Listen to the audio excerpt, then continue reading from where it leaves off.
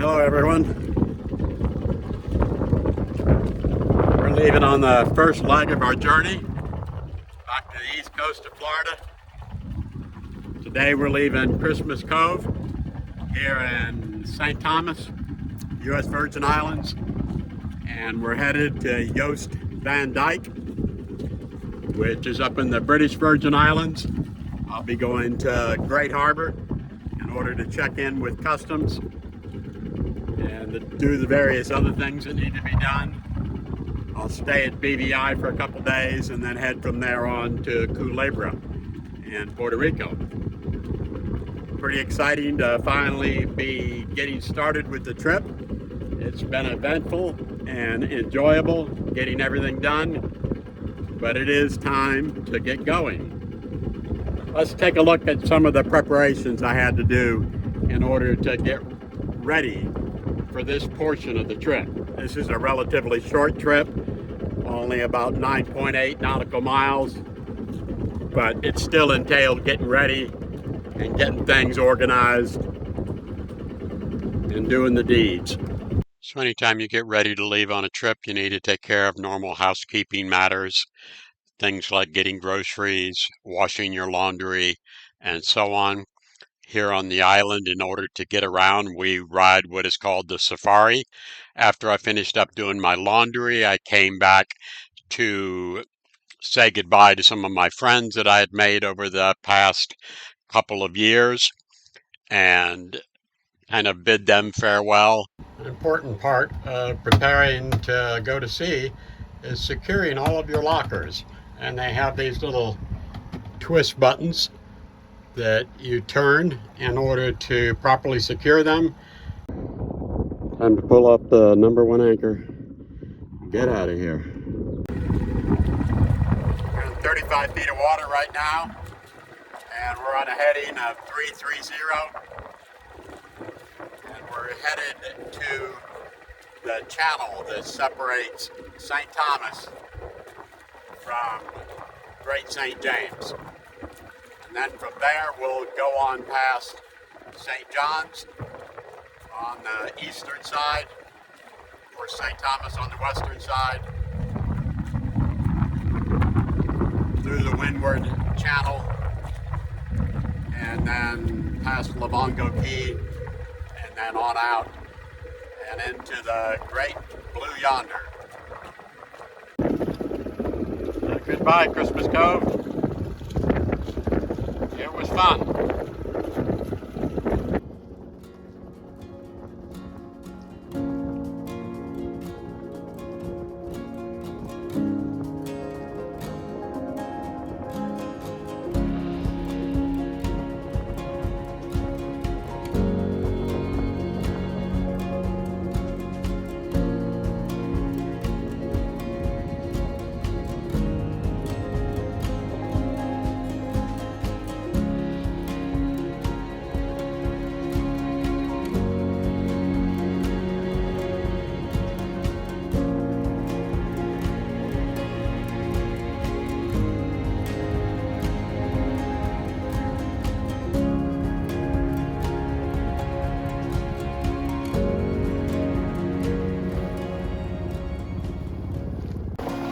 Windward Passage I'm headed towards.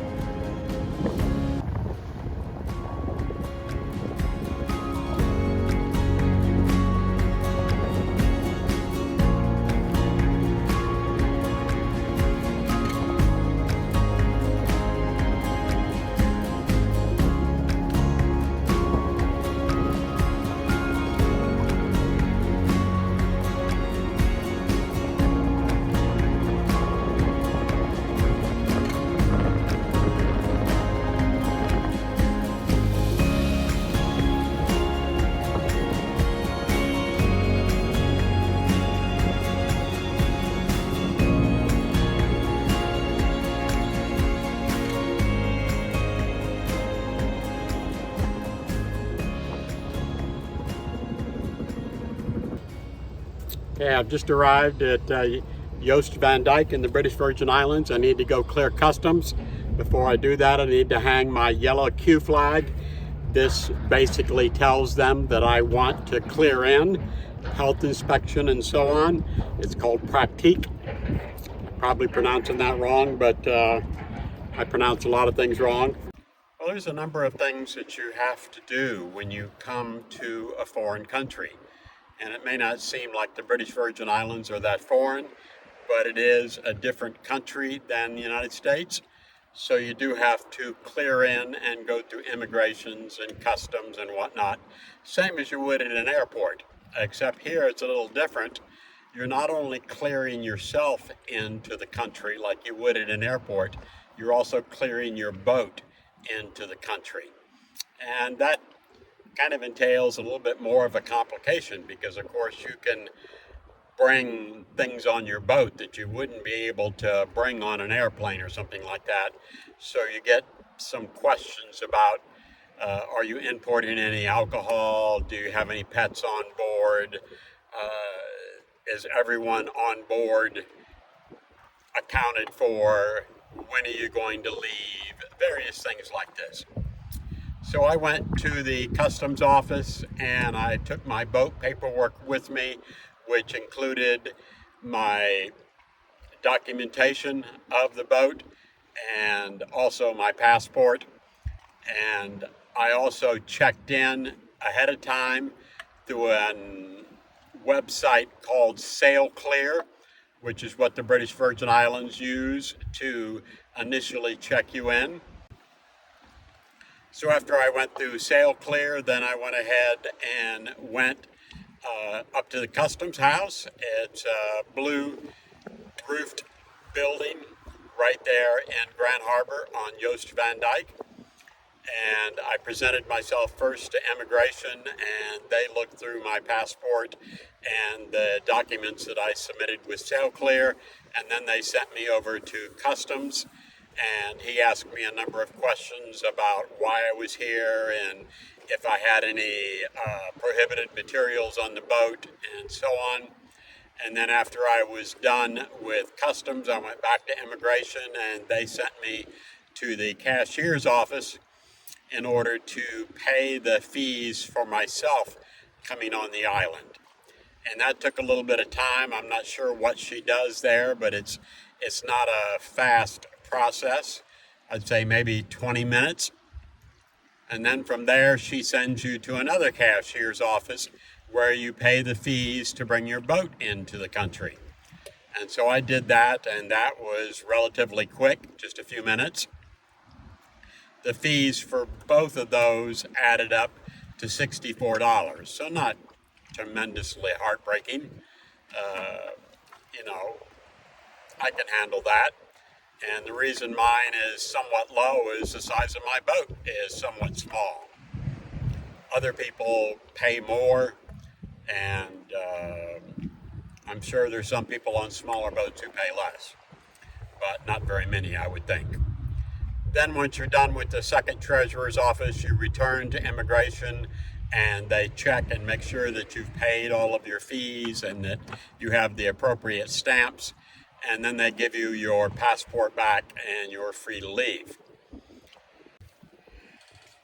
Okay, we completed our check-in process at immigrations and customs. And now we take down our Q flag or our yellow flag and we put up our courtesy flag for the country that we're in. And this is the British Virgin Islands courtesy flag. So let's go ahead and do that. And that way we'll be legally cleared in to the island. After getting all the required things done and getting back to the boat and getting everything settled, it was time to go ashore and check out some of the local sites. And one of the most famous places on Joost van Dyke is Foxy's Bar and Restaurant. Virtually every cruiser and traveler has heard of Foxy's. And of course, I wanted to go check it out for myself.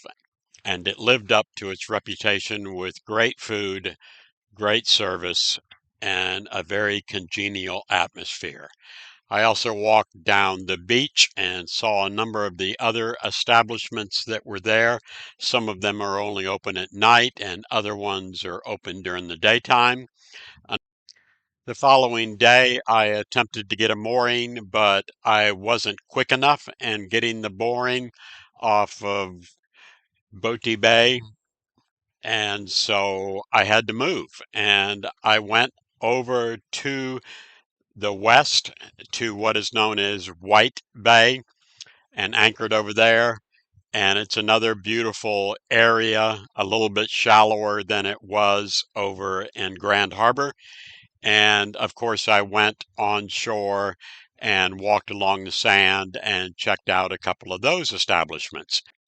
One of the famous establishments in White Bay is the Soggy Dollar Bar. And it's called the Soggy Dollar because the only way to get there is to come through the water. And by the time you come through the water, your dollar bills are wet, but they don't really care. They'll take your wet dollars, your soggy dollars, as the case may be. Well, I can officially say the British Virgin Islands are beautiful. This has been an awesome visit. The water here is turquoise and just breathtaking. It's crystal clear. The beaches are white sand, kind of a coarse white sand, and as you walk on them, the granules kind of crush up between your toes. But this place is not the least expensive place in town, and it's a bit out of my budget range. I really wanted to come here just to kind of say that I had been, and I don't regret for a second having come. I've visited a number of establishments here on the shore and looked and enjoyed the scenery, but it's time to move on. And in the morning, I plan to set sail and sail back towards the U.S. Virgin Islands. I'll stop at St. John's and clear in at Cruz Bay. And then I may go ahead and stay in St. John's and anchor there for a day or so, or I may go ahead and head back to Christmas Cove. I'm not entirely sure what the agenda is going to be, but I do know that provided it's not blowing like stink, I will be heading back tomorrow. And I'm hoping to have wind in the correct direction to where I can actually sail. Coming here was really kind of a downer from a sail standpoint because the wind was on the nose the entire time. But that's what happens sometimes, and hopefully tomorrow it's a different story. So thank you so much for watching. If you would, please give us that old thumbs up icon, or like a roo as I like to call it, and we'll see you back here again on Moose Henderson. Thank you so much, and I hope you enjoyed it also. Goodbye.